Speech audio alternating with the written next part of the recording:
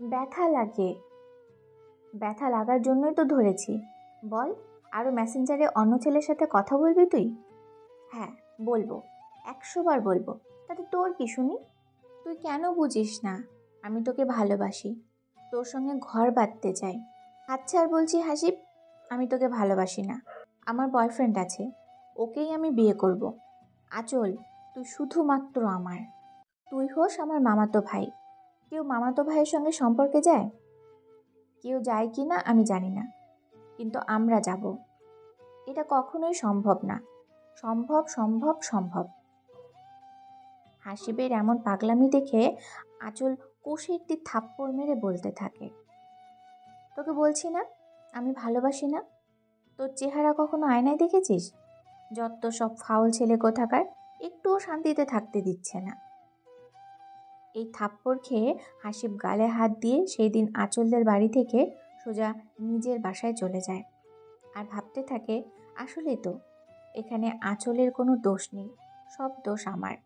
আমি জোর করে ভালোবাসার চেষ্টা করছি। এরপরে 5টি বছর কেটে গিয়েছে। হাসিব আর কখনো আঁচলের সামনে যায়নি।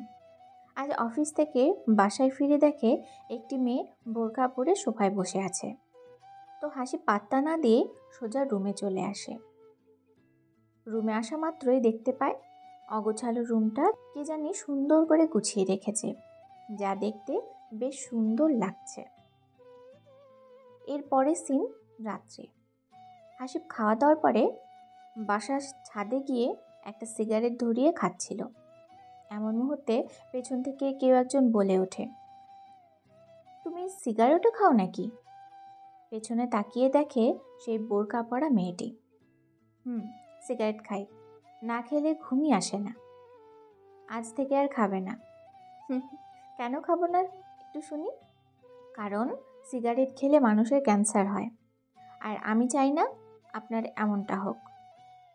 ও আচ্ছা, আপনি কে চিনলাম না, আগে দয়া করে আপনার পরিচয় দিন। আমাকে চেনোনি? আমি হলাম আঁচল। ও তুমি? তা কি অবস্থা তোমার? ভালো। তোমার কি অবস্থা? আমিও ভালো। হঠাৎ কি মনে করো আমাদের বাসায়? কেন আসতে পারি না আমি? পারো। আচ্ছা ভালো থেকো, আমি ঘুমাতে যাব এখন। একটু কথা বলি না? সময় নেই। ঠিক এমন মুহূর্তে আঁচল বলে ওঠে, বিয়ে করবে হাসিব তুমি আমাকে? তুমি দেখি খুব সুন্দর নাটক করতে পারো আঁচল। নাটক না, সত্যি বলছি। আমি তো দেখতে কালো, তোমার তো সুন্দর চেহারা ছেলে পছন্দ। আর তাছাড়া আমরা তো মামাতো ভাই বোন সম্পর্কে। কথা কি ফিরিয়ে দিচ্ছ নাকি? যেটা মনে হয় তোমার। আচ্ছা, বয়ফ্রেন্ড ছেড়ে গেছে নাকি তোমাকে? আমার কোনো বয়ফ্রেন্ড নেই। সেই দিনই তো বললে তোমার বয়ফ্রেন্ড আছে, তাকেই বিয়ে করবে। আসলে আমি তখন সব কিছু মিথ্যে বলেছিলাম হাসিব তোমাকে। কেন কেন? আমি চাইতাম তুমি আগে প্রতিষ্ঠিত হয়ে নাও, তারপর আমরা বিয়ে করব। কারণ এখন বিয়ে বা সম্পর্কে গেলে তোমার পড়াশুনো হতো না। ও ভালো। আজ আমি তোমাকে প্রপোজ করছি Hasib. I love you. But I hate you আঁচল।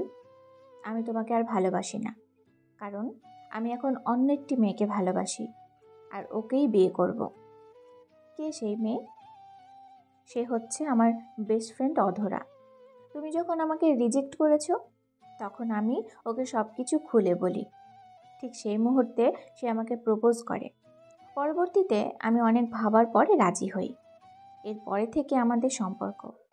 আর কি বললে, সম্পর্কে থাকলে পড়াশোনা বা প্রতিষ্ঠিত হওয়া যায় না? অবশ্যই যায়, এর জন্য চেষ্টা থাকতে হয়। তার মানে তুমি ওকেই বিয়ে করবে? অবশ্যই আমি তাকে বিয়ে করব।